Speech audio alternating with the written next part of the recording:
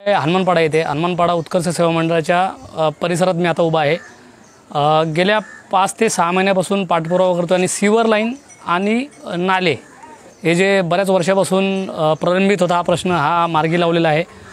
मागच्या बाजूला जिकडे पॅरलल मिश्रा चाळ आहे तिकडे हे काम झालेलं आहे आणि आता या ठिकाणी हे काम सुरू आहे। परंतु गेल्या काही दिवसापासून वन विभागाच्या अधिकाऱ्यांनी हे काम थांबवलेलं आहे।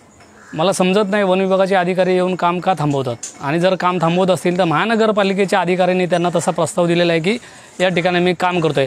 महानगरपालिकेचे अधिकारी वन विभागाचे अधिकारी हे सर्व शासकीय अधिकारी आहेत। या ठिकाणी येऊन 2 दिवसापूर्वी हे काम थांबवलेले आहे। 2 दिवसापूर्वी इथून सगळं त्यांचं साहित्य घेऊन ते गेलेले आहेत। त्यांच्यामध्ये काय संगनमत झालेलं आहे काय झालं हा प्रश्न मला नाही आहे। मला फक्त एवढा प्रश्न आहे या ठिकाणी जर काम सुरू होत असेल आम्ही जर पाठपुरावा मनसेच्या वतीने करत असू आणि काम जर सुरू होत असेल महानगरपालिकेच्या फंडातून तर हे काम कुठल्याही पद्धतीमध्ये थांबलं नाही पाहिजे। स्वच्छ भारत अभियानाच्या अंतर्गत सीवर लाईन स्वच्छतेचे जे प्रकार येतात ते स्वच्छ भारत अभियानाच्या अंतर्गत 2015चा GR आहे।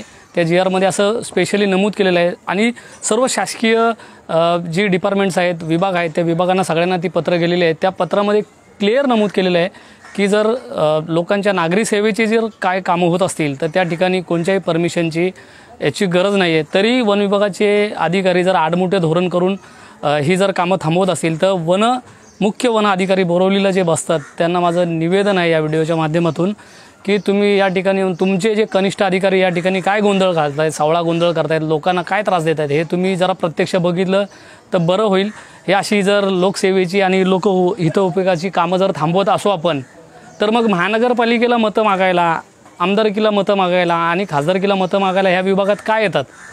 तेव्हा वन विभाग नसतो का? तेव्हा कलेक्टरची लँड नसते का?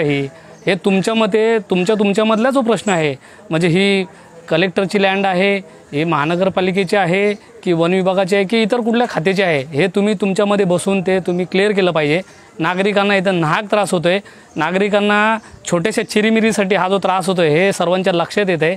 परंतु जर असं पुढे जर हे असं वागणार असतील आणि जर अशी कामं येऊन बंद करणार असतील आता पुढच्या माध्यमातून पुढच्या पण काही प्रभागामध्ये कामं सुरू होणार आहेत जर तिथे पण असं आडमुठे धोरण करून जर काम थांबवलं तर महाराष्ट्र नवनिर्माण सेनेच्या रोषाला तुम्हाला सामोरं जावं लागेल।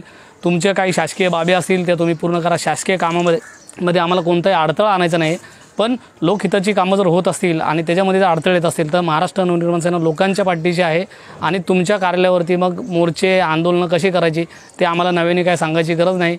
धन्यवाद। जय हिंद जय महाराष्ट्र।